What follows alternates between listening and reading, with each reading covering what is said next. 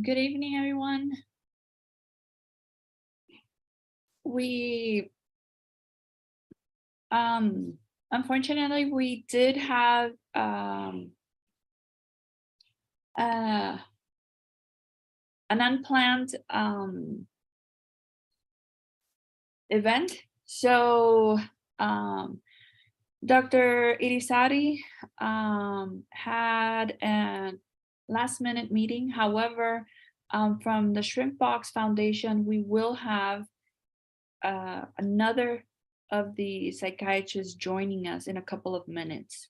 So please just give us no more than 10 minutes so that we can actually have our speaker series, and it will be school-related violence, a preventative medicine model and response. Okay, so give us about 10 minutes to give the other doctor to join in.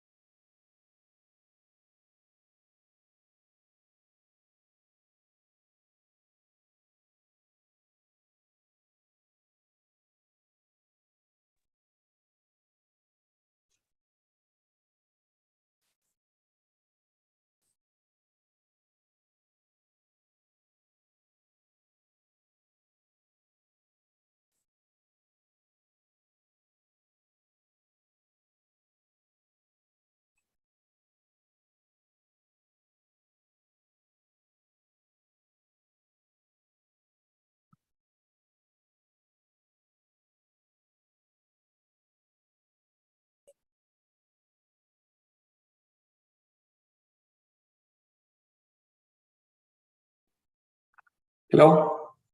Hello, thank you.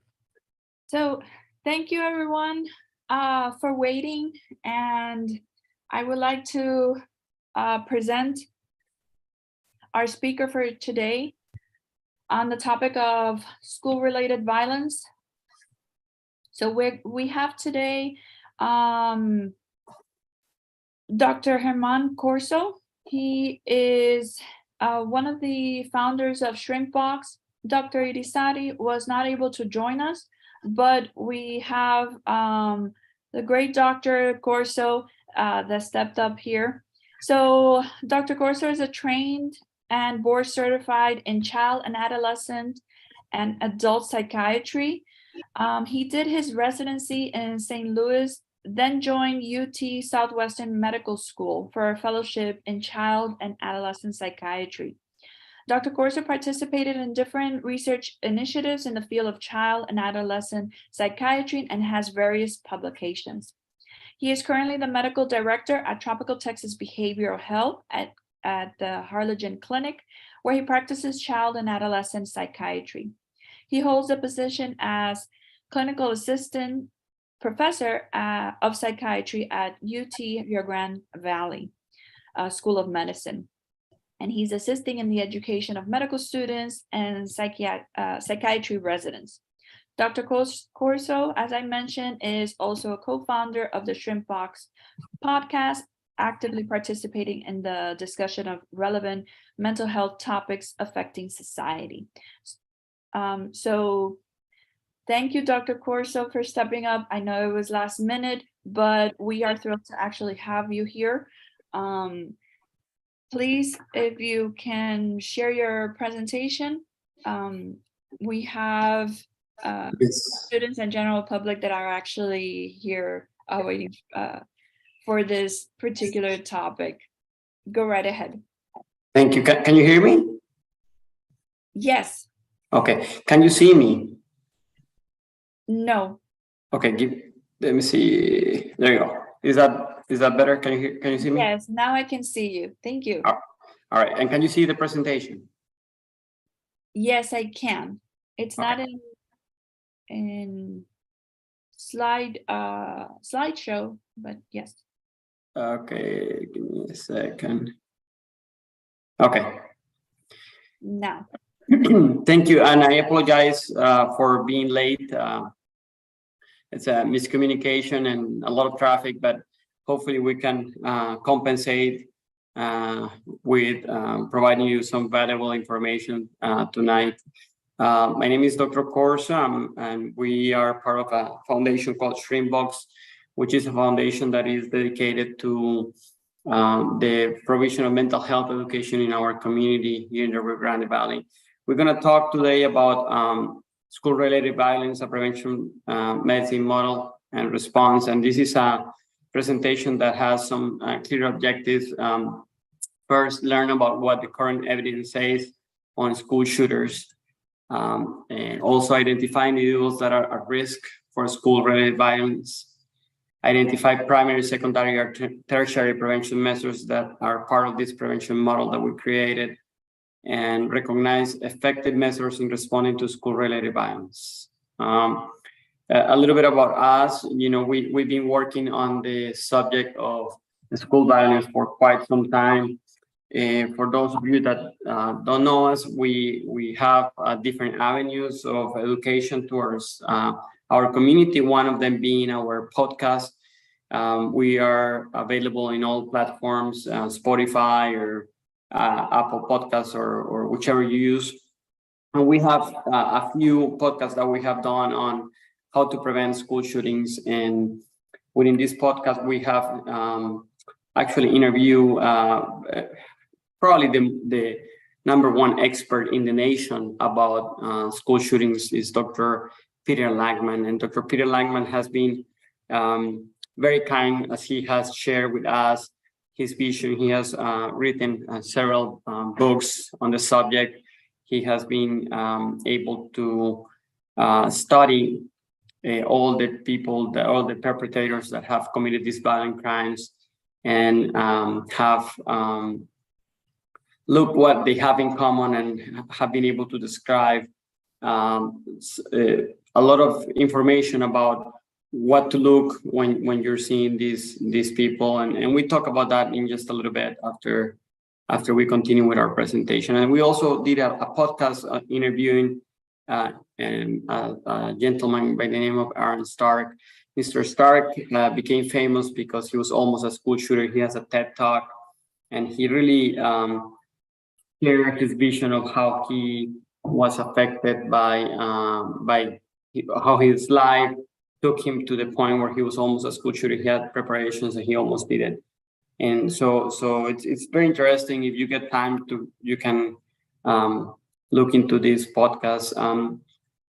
Part of our mission in Shrimp Box is to close the gap in mental health, and we do this through education. So we're hoping that what we're doing today is can help people be educated in how to deal with some of these situations. This is our QR code for those of you that have Instagram. It'll be very nice if you can follow us on Instagram, so you can be able to get some of the information that we have we provide different education, different subjects, school shootings being one of them, but also our mission is how to close that stigma that we have and how to be able to bring more access to mental health. So please, if you can take a look at this, and this is our webpage, and here you can see our blog. We publish several articles on this specific subject of school shootings. We have published over 5 different articles that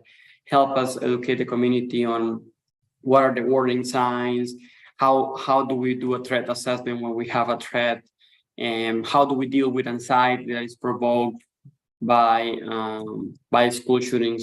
So I think it's also a valuable resource that you can not only learn from, but also share with people. And for those of you that use Facebook, my kids tell me Facebook is a tool for older people like me. So, but for those of you that like Facebook and would like to use Facebook, it is also an alternative with this code. So here, some of the books that we have from Dr. Langman, and some from where we base most of our prevention framework and some of the things that we're doing. So let's start with this. So there are typically myths around school shootings, and perhaps the most common one is that we think that most school shooters are victims of bullying, and the evidence shows that that's possible, but it's certainly not the majority of them.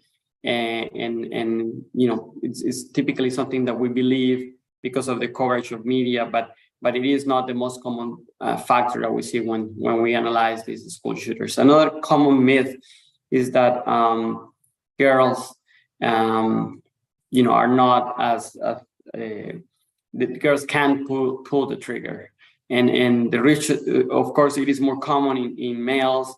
Based on a 50-year review, majority of the school shooters, 95% of them were males, and only 4% of them were females. But it can occur in females, and it has occurred, but the majority are males. And another common myth that we have is that school shooters are loners, outsiders who don't interact much with people, and more kind of like the quiet kids. And it is something that can happen, but I think it has been stigmatized, and a lot of people think that the quiet kids are the ones that do this. In fact, this is not true. In 2014, a 15-year-old in Washington State, Jalen Freiberg, he was actually a shooter right a week after he was voted homecoming prince. So it is not always the case. One of the things that we all know about shootings is that after the fact, there is all these things that people start talking and say, oh yes, I knew this was going to happen because he did this, or he posted this, or he mentioned about this, and it is 100% of all the school shooters have had some sort of post, or have told someone, or gave some sort of red flag that somehow was ignored by society, and we didn't really do much about it. And we call this leakage. And part of what I would like you to the take-home message from today is that we as a society tend to ignore these warning signs and tend not to think or pay attention about what these warning signs are. If for instance, the shooting that happened in Uvalde, had several warning signs that no one really mentioned before the fact, but that were there, and now they're all coming out. And part of the issue is that we as society, we tend to not, it's not my business, so I don't really pay attention to that. But also part of the issue tends to do with not knowing what these warning signs are. And I think part of the work that we need to do is to start learning what are these warning signs, what kind of things suggest to us that someone might be at risk of having one of these violent behaviors. So leakages can be explicit signs or can be more like implied or subtle signs. So when we think about explicit signs, we announcement to peers or putting a specific a picture or on social media or making a direct threat. Those are kind of explicit signs. And the subtle signs are less direct leakages that include comments like something bad is going to happen, or maybe warning friends not to go to school on a particular day. Part of the thinking about what these leakages occur is because the perpetrator, the person that is planning these attacks, somehow unconsciously wants to be stopped. So he does things hoping unconsciously to be caught and not to go finish with whatever plans they have. In the specific case of Salvador Ramos, the perpetrator of the massacre from Uvalde that happened last May, he had tagged a random person that he picked, female, with a post of the 2 rifles that he used, when he went into the school. So he tagged this person, and this person replied to him saying, why do you tag me? Why do I have to do with these pictures? And then he replied, I just wanted you to be tagged. And then he said something like, I have a little secret to tell you. And that was several days before the attack. And then the day of the attack, he actually again messaged this person saying, I'm about to. And she said, about what? You're about to do what? And he said, I'll tell you at 11. And then he never said anything else. So there were all these warning signs that were not reported to anyone. So what we know, explicit signs tend to be more dangerous because they're more specific, and they represent that people are thinking more seriously about doing something like this. However, many people sometimes omit paying attention to them because they're so explicit that they just don't think it's going to happen. On the other hand, implied or subtle signs, they tend to be more ambiguous, and sometimes people fail to read between the lines to see what the implied message is. Other warning signs, things like things that suggest attack-related behavior, like if someone is, making a hit list or obtaining weapons or practicing with guns, planning the day, time, and place of the attack, considering how to get the weapons inside the building, and so on. It is, if they're having preparations, if they're having these kind of behaviors, indicates a lot of thought has been put into making this happen. And these really are warning signs that indicate high risk. Some other warning signs that indicate evidence of imminence include signs, that makes you think, they have already a specific day, time, and have made preparations. Say things like, sometimes some of the things that we can hear that may make us feel that there is imminence is sometimes I just feel like blowing up the whole town or getting a gun from somewhere and going on a rampage. Or I stole my father's shotgun and next Monday morning I'm getting my revenge in the school lobby. So it is very specific. And when we think about these warning signs, we tend to think about 3 things. One is this person making a direct threat, or is there any suspiciousness of this person making a direct threat? like the ones that are right here. Next Monday morning, I'm getting my revenge. And I'm going to shoot the school, things like that. But also it's important to see if there is any specificity into this threat. You're not only saying that you're getting your revenge, but you're saying that it's going to be Monday morning. And then the last part that is important when we think about these warning signs is this, are these threats plausible? Are they realistic plans? Do they have access to weapons? Is it something that they can actually do? So warning signs are very important. Knowing these warning signs is what's going to help us identify those people in the community so we can make the appropriate report. So we don't continue to have these cases where something happens and then after fact, people say, oh yes, I knew this and this happened, and no one really say anything. So who are these school shooters? Well, there is diversity not only among the types of school shooters, but also among the types of school shootings. Some perpetrators may seek out and kill specific people, like family, students, and staff. But these are really not the most common shootings that we have. These are not the ones that we hear because these attacks tend to be smaller in scale.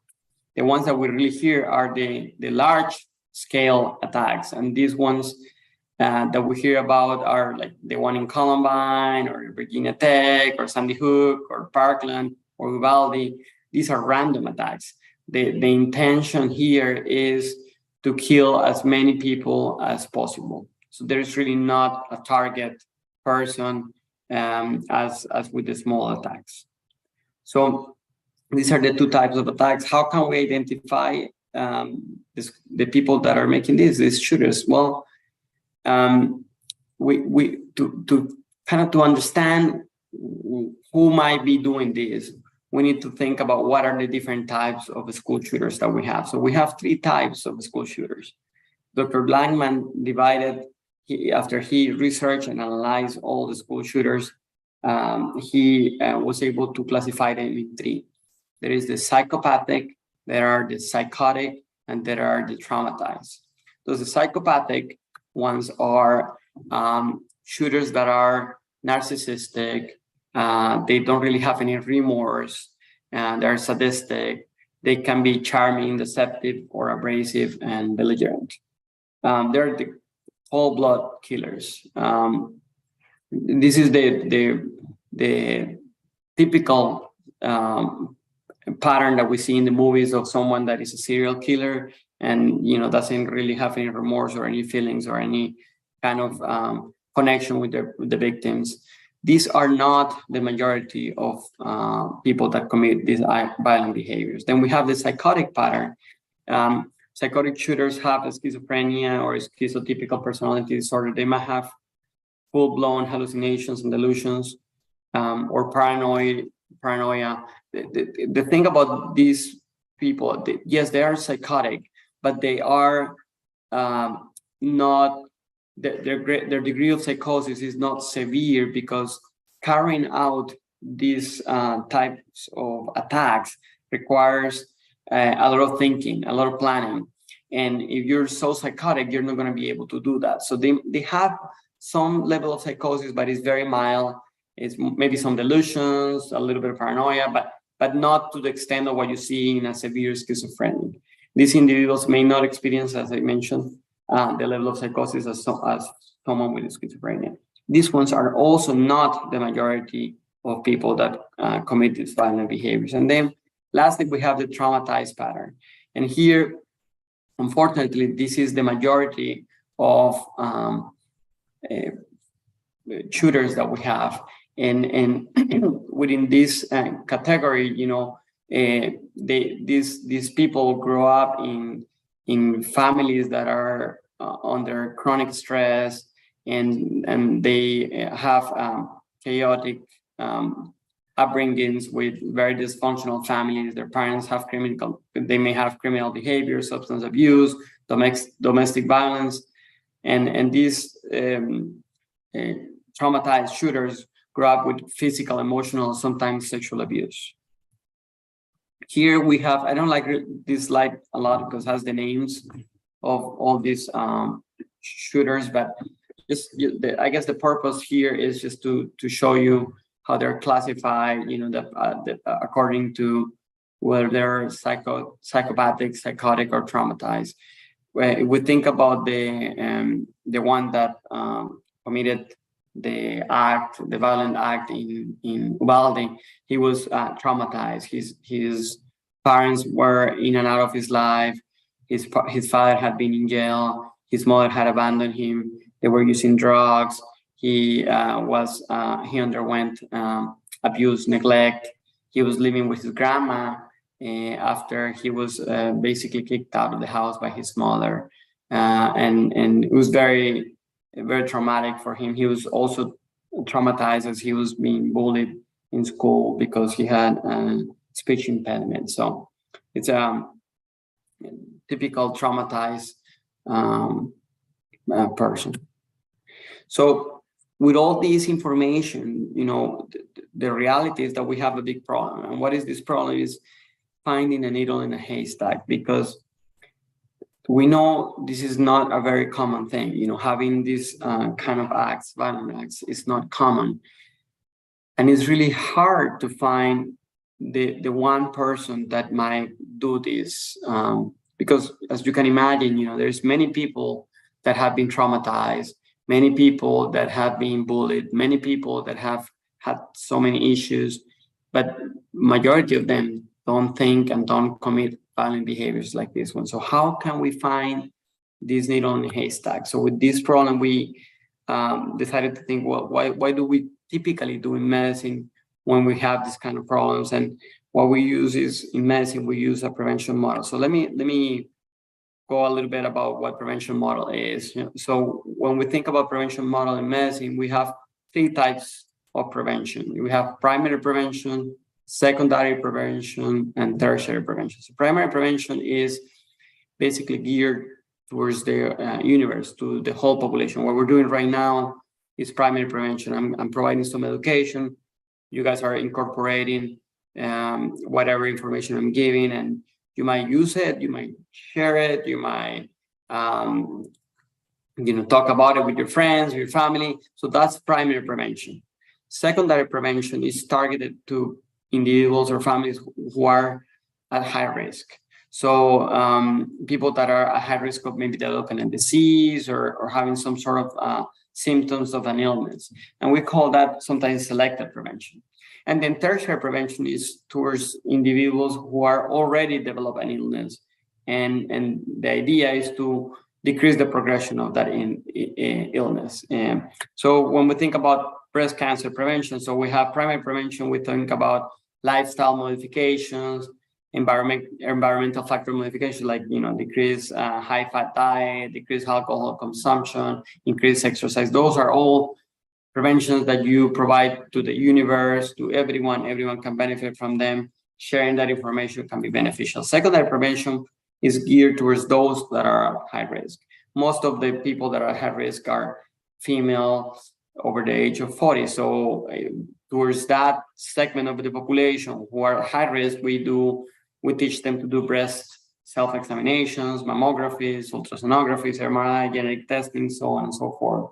And then tertiary prevention, if someone developed already a cancer, a breast cancer, then you will think about something like a mastectomy, where you're avoiding this localized mass to spread and cause metastasis. So thinking about this model, we decided to develop a framework for the prevention of a school shooting. So basically what we're thinking is school shooters are the illness, and how can we prevent that from happening? So let me show you this little map here. Obviously, everyone knows here is Texas. And when we look at this map, we see that there's only two areas in the map that have not been affected by shootings. One is the Lubbock Amarillo area, and then the other one is us here in the Rio Grande Valley and Corpus.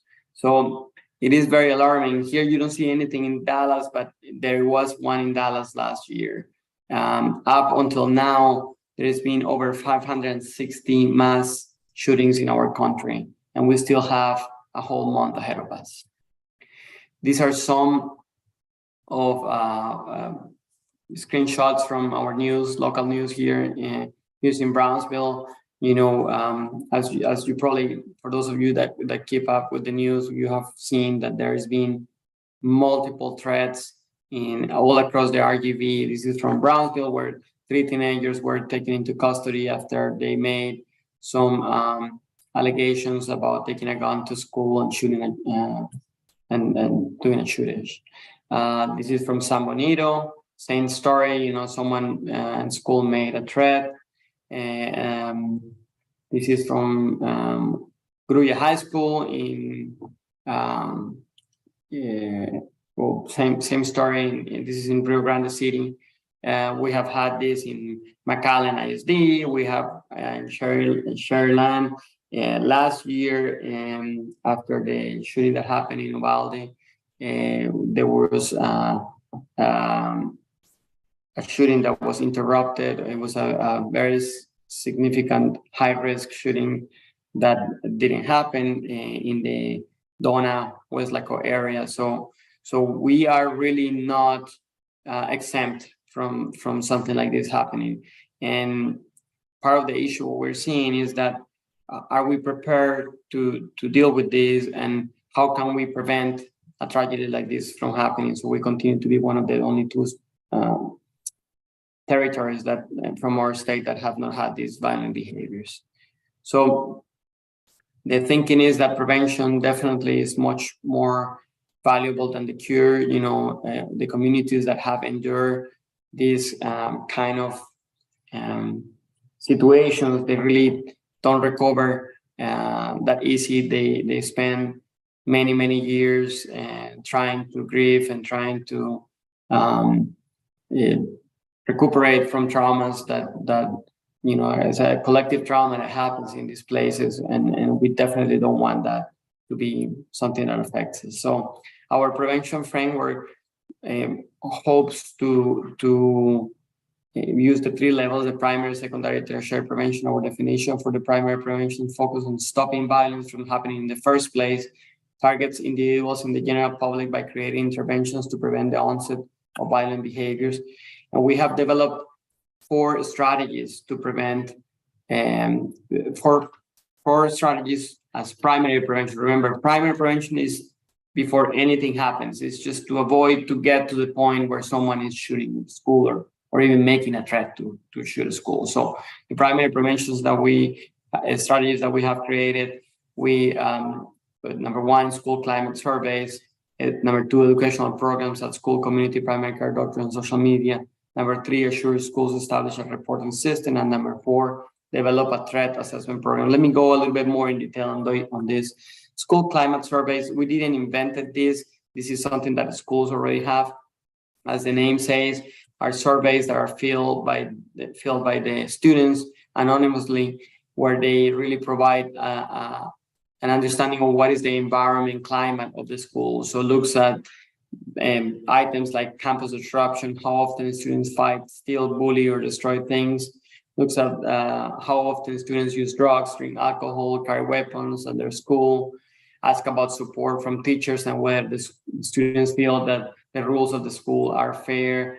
And school safety, the perceptions from the students about the presence of gang members, crime in schools, or community violence, whether there is physical verbal harassment or weapon and physical attacks, critical items like seeing a student on campus with a knife or gun, or whether they were involved in any ethnic or racial conflict with other students. So you get the idea. These surveys really are going to give a diagnosis of what schools are more prone to have violent behaviors.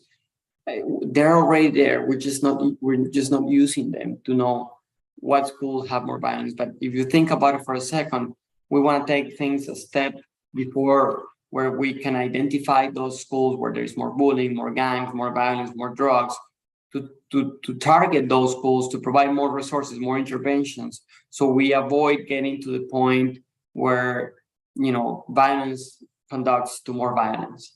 So this is the first step that or the first strategy that we designed. Now, the second strategy is educational programs. What we're doing right now with you guys with your university, but we decided to choose different settings, and we chose schools, primary care physicians, community, and social media, hoping to target, specific people in each place. When we think about schools, we want educators and people that are, learning from universities. When we think about primary care physicians, we want anyone that has access in the primary care settings, or whether it's mental health or just medical health, to be able to know these warning signs, to be able to recognize these warning signs, because anyone can have a timeful intervention to avoid a tragedy like this happen. When we think about community, we're thinking about parents of the kids, because believe it or not, many times the parents of these children don't really know, and they don't really understand, they see it as normal, and they might not be necessarily picking up on these warning signs. And social media, we're thinking about the students on its own, and we've been doing a great job in this regard with our social media, trying to spread the word, but also going to schools. We have a program that we're creating with McAllen ISD, where we're going to be educating not only the teachers, the counselors, and their response team, but also their students in how to recognize people that might be at high risk of doing this. So what are we educating people on? Well, with number one, identify red flags that suggest possible acts of violence, understand what is the role of the individual in the school shooting prevention framework. So our role is not to be sure that is this going to occur or not. Our role is there anything that is suspicious of a violent behavior? I should report it to the school, to the police. Why? Because this might save lives. Now, there is the role of the primary responders like me, who are the ones that are going to go after one of these reports have been made. We go and do an assessment, a threat assessment, and we determine whether this is a low, medium, high risk, whether this is something that poses risk to the community or not. So our role as individuals is just to report. And it is so important, because one after the other one, we continue to see after the fact, oh yes, I saw this, and this happened, and he posted this on Facebook, or he posted this on Instagram, and no one really say anything. Our third intervention is primary intervention. Remember, this is for the universe, for the whole community, not for people at risk. And part of what we want is to establish a reporting system in the schools. Believe it or not, most of the schools do not have this. And this reporting system it needs to have two things. It needs to be continually monitored, and needs to allow for anonymous reporting. Can you imagine if they only check it Tuesday afternoons and the report was made Sunday afternoon? Too late. So we need to work on that, on establishing a reporting system that works and is continually monitored. And then the fourth part, and this is something we're failing a lot, and that's why we're hearing so many threats in the news, is because we don't have a good threat assessment program in the schools. Basically, I saw a child that has autism, that 10 years old, and he was incarcerated, a juvenile, for making a terroristic threat at his school. But all he did was that he had a toy gun, and he was in one of the roads, and he got the toy gun, and he pointed to the sky, and someone reported him, and because the school bus was going by, and they somehow thought that was a threat to the school. So I think we need to do a better job in helping the schools develop a protocol that establish mechanisms to assess each report and determine that whether the report is low, medium, or high, and what do we need to do with this, because we cannot continue treating every single report the same, because there are some that are more meaningful, as I mentioned at the beginning of the presentation. If there is a direct, specific, and plausible threat, has more risk than one that is not having those characteristics. Now, let's move to secondary prevention. And for secondary prevention, this is supposed to be secondary prevention because they're at high risk in the motorcycle, but as you can see, it's not a good way of prevention. So secondary prevention, we define for our framework as detect, treat, encourage personal strategies to prevent a recurrence, and implement programs to return people to their original health and function.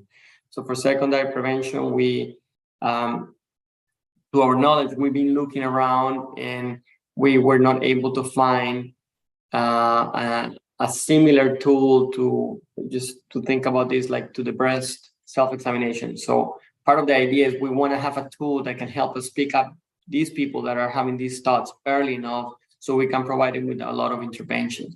There's no such thing we couldn't find. So we have been working on creating a screening tool that has 5 questions that are given to those that are high risk for violent behaviors. And with a certain compounded score triggers a further assessment by a psychiatrist so we can determine whether this person is really high, medium, or low risk. So we've been working on creating that screening tool. Secondary prevention also educate those that are already exhibiting violent behaviors about how their behaviors might cause harm to others and the consequence of their actions. You know, believe it or not, many people don't really understand some of how the juvenile system works and some of the possible consequences of working with those individuals that are at high risk of having these behaviors so they can understand some of the possible consequences. Create support groups that allow individuals to acquire strategies to prevent violent behavior. One of the things that we have noticed when you hear Adam Stark, I was almost a school shooter, he talks about how he felt that he didn't belong in this world and that there was really almost as if he was not human, you know, like no one cared about him and that he had endured so much trauma in his life that he really didn't care about anything. You know, he didn't have anything else to lose.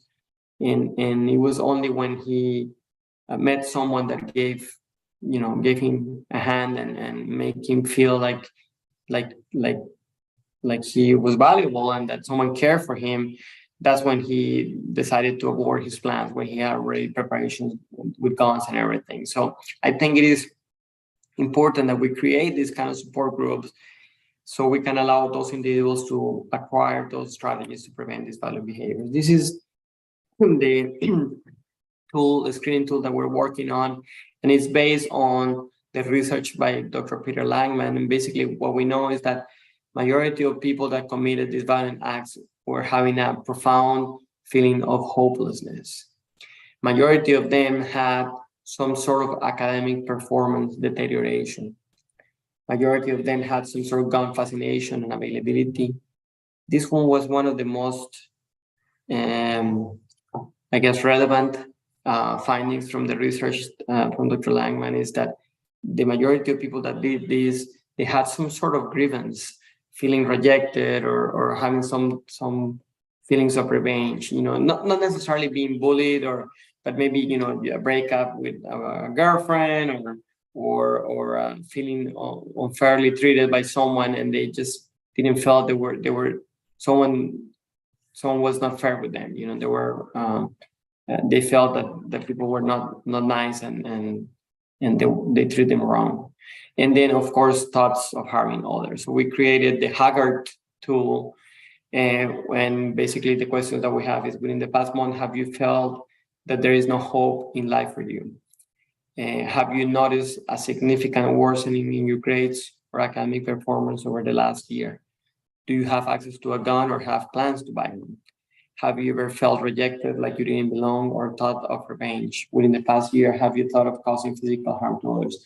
Now, an important thing to keep in mind when you're thinking about this tool is just answering yes to one of them doesn't mean that you are a high risk of being a school shooter. So if we live in Texas, many people have guns or have plans to buy one. So that on its own doesn't really put you at high risk. But if you have that with thoughts of causing physical harm to others, then that is what we like to call a compound score. So it gives you a score above a certain number that will trigger a screening, another screening where someone will have a specific threat assessment and a psychiatric evaluation. So scoring in this doesn't mean that you are going to be a school shooters, but it is a way of picking up. So the same way that when you do a self-examination or breast self-examination and you find a little bit of a mass, not all of them are cancers. The same thing with this. We might find people that they're just feeling hopeless and they're just having issues, and but they're not considering doing something like this. But what we want is to pick up so many people that we can find that needle in the haystack.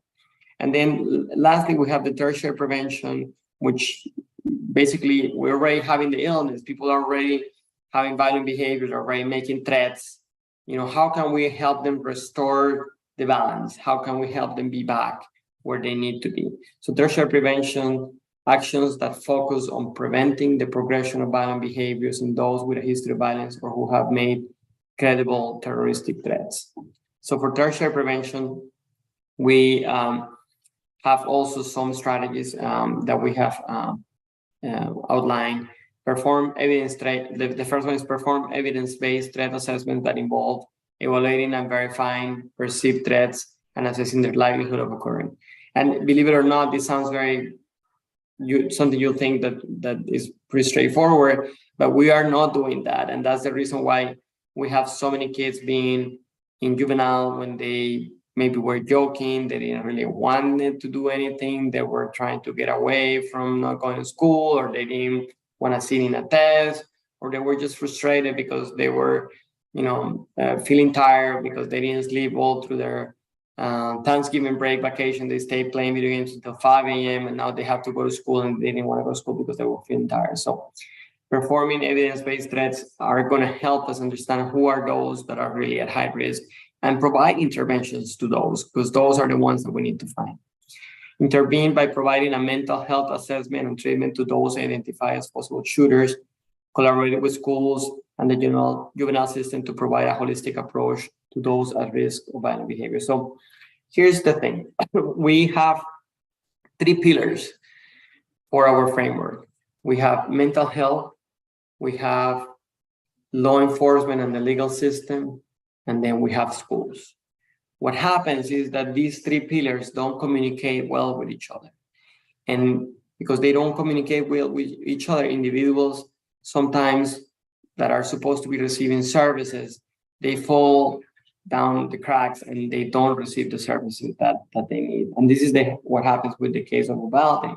He had been identified before as someone that could be possible a school shooter. He had a nickname by people in the community. They call him school shooter. But somehow the resources were not provided to him. These 3 pillars didn't communicate it. What we're proposing with Shrimpbox is to help in the center so we can help these 3 pillars to communicate well with each other. So when we talk about tertiary prevention, we can provide all the services, all the resources that they need. We have been working already with the legal system, with Juvenile Justice Center, Judge Betancourt. We're already working with Tropical Texas Behavioral Health, which is the mental health authority here in the Valley, and we're working with several school districts, including McAllen ISD, which are very interested in improving the safety plan that they already have in place.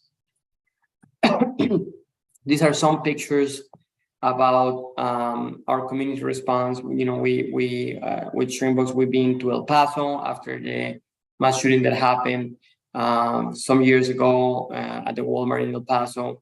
We also been to Uvalde after the shooting, which was very devastating and very difficult, and because it's a very small community, and it really it is very similar to us in many aspects.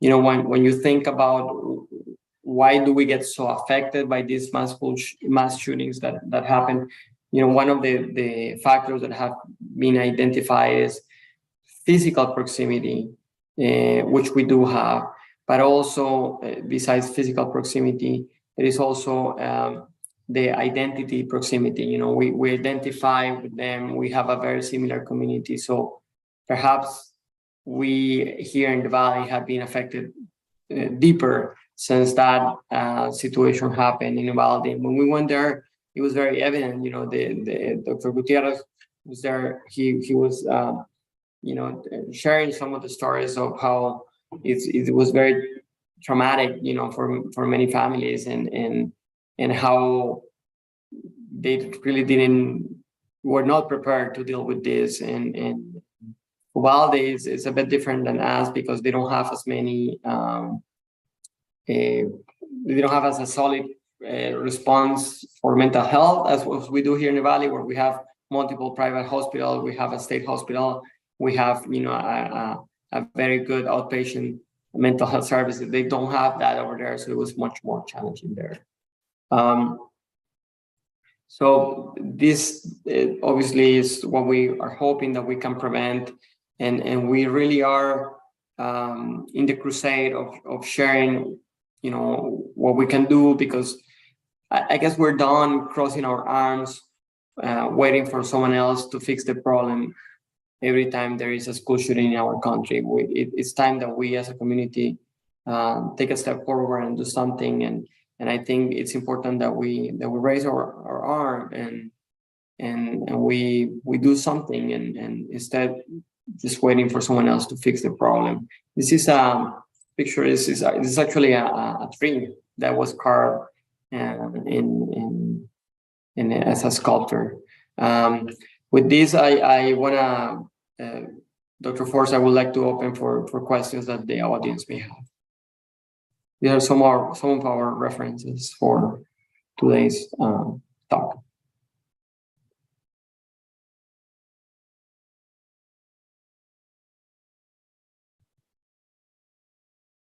Dr. Force?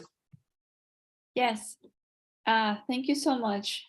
I was actually here with the questions. Okay. So thank you so much for joining us. And for joining, I know it was last minute. So we had, I wanted to start with this question. Very easy question. You know that most of the people that are watching are students.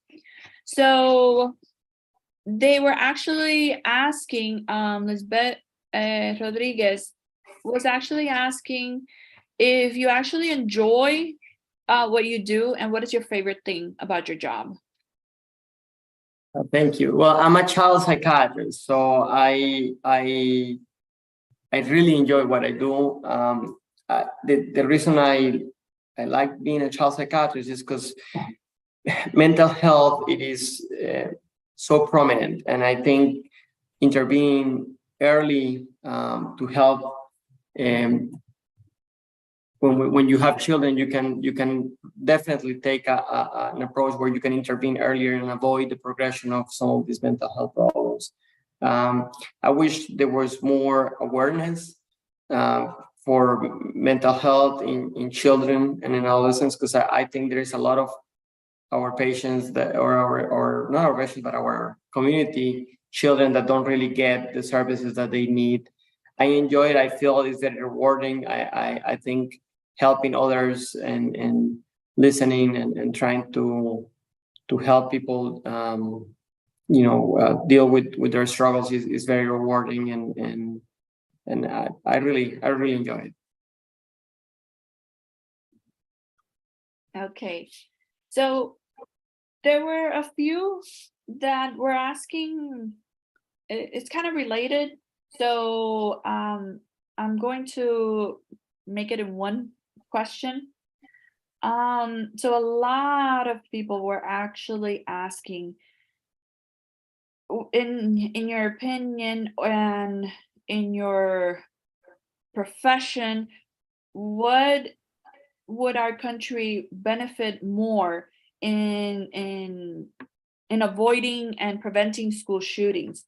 Either gun control, or more mental health awareness?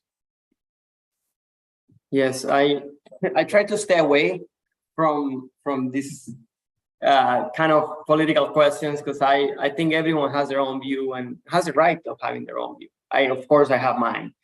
I think I don't think the problem is. I don't see the problem being solved at that level, because unfortunately we are very divided as a society, and I don't know how we're going to be able to agree to implement or to come to a consensus.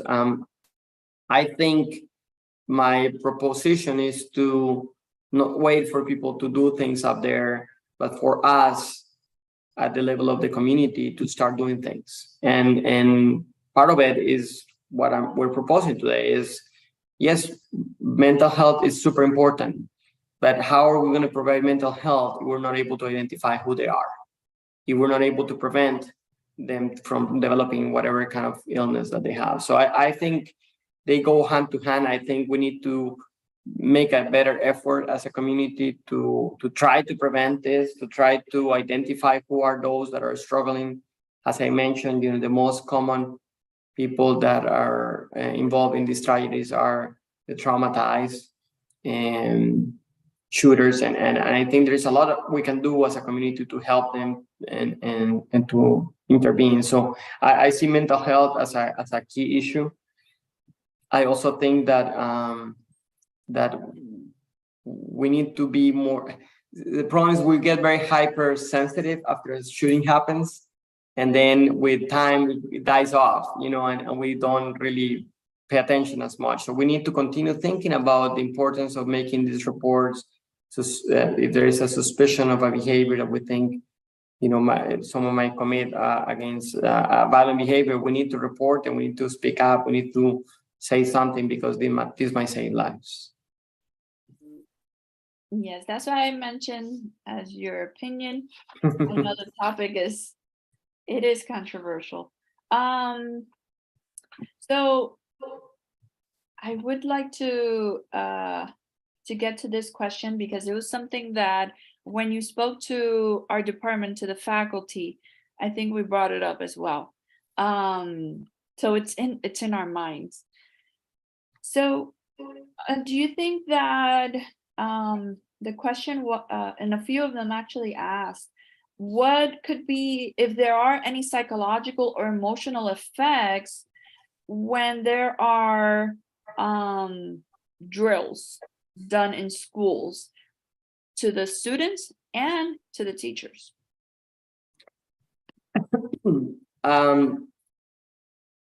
It's hard to know. Studies have not been done that look at this, so we don't really know. Like, we don't have a cohort that we have been able to follow where we can see what are the psychological effects.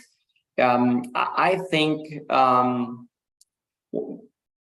I can give you my professional view and my personal view. So my personal view, I have 2 kids, and I always get a little bit concerned when they're having these lockdowns, drills, and I, as any other parent, the other day my 6-year-old came and said, "Oh yeah, we were doing this lockdown," and he was explaining to me what they need to do.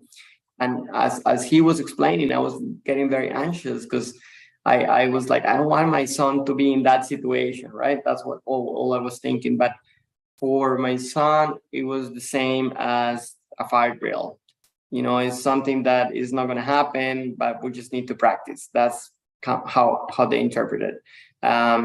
Or an earthquake drill or whatnot. So I think it is.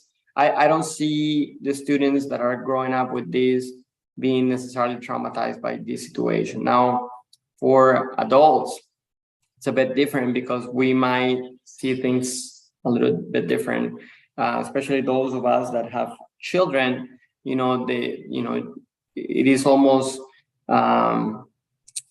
inevitable to think about how much we can lose, if an event like this happens. And the problem is that the more these events continue to occur at the places that we commonly go to, the more we're going to worry, right? So the more it happens in at the mall or at the movie theater or at the schools, the more we're going to continue to worry. So I think that's what's having a psychological impact. I don't think the drills on its own are having the psychological impact. I feel it is us imagining this happening at HEB or Walmart, or this is what is impacting us and making us feel more anxious and more stressed. Of course, different people react different to and we can hopefully we can be invited for another talk so we can talk about anxiety and how we can deal with this. But yes, I mean the short answer is I don't think that there is studies that support this. I don't think for our little kids that are growing with this, I don't think they're going to be heavily impacted. I think that I see it as the same way as with fire drills. And for us adults, I think it has to do more with these events continuing to occur and becoming more frequent. As I mentioned, over 560 of these events have happened within this year. Yes, definitely. So we have some questions on, and I kind of have a little know a little bit in the research about it, but I want our audience to know from a professional if there is any link between video games, violent video games, with if there is a link with either school shootings or violence. To my knowledge, no, there is not really a link between playing violent video games and school shootings. I think video games, there is a big issue right now in our society, and it has to do with video games being played by children that are not, video games that are not appropriate being played by children. So I don't know if people in the audience know this, but video games are rated the same way as movies are. There are video games that are authorized for a certain age, and I think we're very good at looking into the movies and saying, oh no, this is rated R, or this is rated PG-13 or whatnot, but we're not good at looking into the video games. And I feel that it is important that we respect this, because some of the content of these violent video games can be very disturbing for someone that is not at the appropriate developmental age. There are studies that are being done on playing video games and how much playing violent video games can be linked, not with shootings, but more with aggressive behaviors or violent behaviors. But there really has not been found any conclusive evidence about this. I think it is important to like anything in life, if you're playing excess amounts, if you're neglecting your hobbies, if you're not sleeping, if you're not functioning at the level that you should, I think this might be something that is not the best thing for you, and parents should maybe try to limit the amount of what is being played. I don't think that for shootings per se there is any evidence that says anything about it. Okay. So with these questions, these last questions are kind of a little bit related. So we have a student actually asking, in the case of one having intrusive thoughts of causing conflict, what can one do to keep themselves from taking action and hurting innocent people? So that's more as a intrusive thoughts. Well, definitely having intrusive thoughts tells me that someone doesn't want those thoughts, that that are hard to block, that they're coming, and you really don't have control over those thoughts, or you cannot stop thinking about those thoughts. I really feel that it is important that whoever is experiencing this kind of intrusive thoughts seek some help, some mental health professional opinion to see what's going on. Not everyone that has thoughts don't really translate into behaviors. Okay, so not everyone that has a thought of a violent behavior necessarily is going to act in behavior. I think the real question is, are those thoughts that you have what we like to call egosyntonic, meaning that you are okay and you are liking those thoughts that you're having, or they're egodystonic, where you're like, oh no, I can't believe I'm thinking this. I don't want to think about this. I want to block this. So when you have thoughts like these, thoughts of this nature, that are hard to block, they're intrusive, and you really don't feel bothered by these thoughts, that's a good thing, because the likelihood for you to act on those thoughts is very, very low. If you are having those thoughts and you're actually liking those thoughts, they're ego syntonic, they're really thinking, you're thinking like, yeah, I like this, I like how this makes me feel. I think it is important that you seek help and you see a professional, because it is important that they help you understand why you're having these thoughts, what can we do, how can we help you.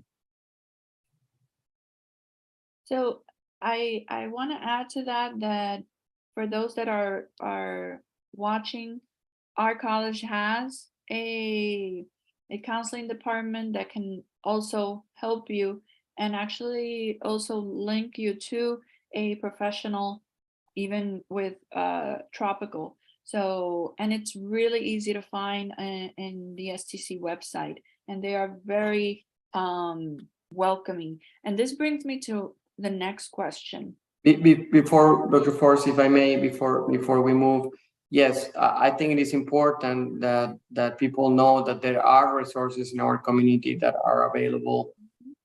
Tropical Texas Behavioral Health, which is the mental health authority, has a 1-800 line that is available 24 hours a day. So they will send someone to your house at no cost for you, where that person can talk to you and decide what is the best course of action or how we can best help. And happy to provide that number is 1-877-289-7199. Thank you. Mm-hmm. So that brings me to my next question, and this, I am sure you've been asked this before, that you've discussed this before among colleagues. But let's talk about the Valley. What can we do? What is being done to remove the stigma of getting help for mental health, for a person's mental health? Yes, it is very unfortunate that we continue to have this issue. It's nationwide, but here in the Valley we're not exempt, and I think it is very sad. We have about 53 million people in the United States that suffer from mental health issues, but only 46% of them get the help that they need. And I think people continue to feel that going to see the mental health provider means that I'm crazy, or that is something that should be shameful of, and just keep it a secret. I think helping the journey of normalizing mental health starts with all of us. Everyone has family, kids, parents, grandparents, and I think we need to be advocates of normalizing mental health. We need to, people should not feel shame. You don't feel shameful if you have to take hypertension medicine. You shouldn't be shameful if you have to take medicines for depression. We, with that high preoccupation of what you're mentioning with the stigma, we created the foundation Shrinkbox with the sole purpose of trying to educate the community to decrease mental health stigma and to increase access to mental health resources. Unfortunately, the pandemic has been affecting everyone, and mental health has been increasing, not just here in the Valley, but everywhere. And I think this is the time for us to be advocates for our family, for our friends, for our grandparents, for whoever needs it, so we can help them get the services that they need. You know, it is very sad to see a tragedy of losing a family member or someone out of suicide because, you know, they never really got the help that they needed. So I think, what are we doing here locally? Well, we have Shrinkbox, which is foundation, a non-for-profit foundation dedicated to the education of mental health, dedicating to closing that gap in mental health, dedicating to decrease stigma. We're going to the schools, we're going to the high schools, we're giving seminars, we don't charge a penny. We're talking to parents, we're talking to teachers, we're talking to medical providers. We're trying to spread the word that, you know, you should not be ashamed for suffering a mental health illness. And I wanted to end with this one because it's something kind of related with the stigma. Do you think it would help to add a mental health screening, like what you were discussing, to a physical exam checkup? And will it help with not only preventing school shootings or any type of violence, but also with the stigma? You're very right. In fact, there's already this kind of screening tools that are designed for primary care doctors to have, not for school shootings, but for mental health for mental illness. Okay, so there is one called the PHQ-9, which is a self field questionnaire that asks questions about depression, where if you score above a certain number, it will trigger the primary care doctor will see it and will automatically send you to see a mental health provider. Now, the problem that we have is thinking about stigma and thinking about mental health, not thinking about school shootings, right? So thinking about mental health and the stigma that we have, the problem is that I'm okay to see my primary care physician. I'm not okay to see my psychiatrist. So when you score high on these forms and they send you to see the psychiatrist, many people are lost because I'm not going to see the psychiatrist. So I think part of the issue, what we need to do is try to train our primary care providers so they can start treating the illnesses, because it's more likely for someone to get the treatment from a primary care provider at times than from an actual mental health provider. So I think these screening tools are very good in identifying, and we already have them, and most primary care offices do it, okay? Now, the problem is that we are lost in translation because people that are going here don't necessarily go there to get the treatment. Very true. Well, thank you so much, Dr. Corso, for joining us today. The biology department thanks you. And for those that are watching, please subscribe to our YouTube channel. Please follow the Shrinkbox Foundation. And our next topics at our seminars are going to be next semester. So please look out in our YouTube page. Thank you so much for joining us. Good evening. Thank you, Dr. Ford.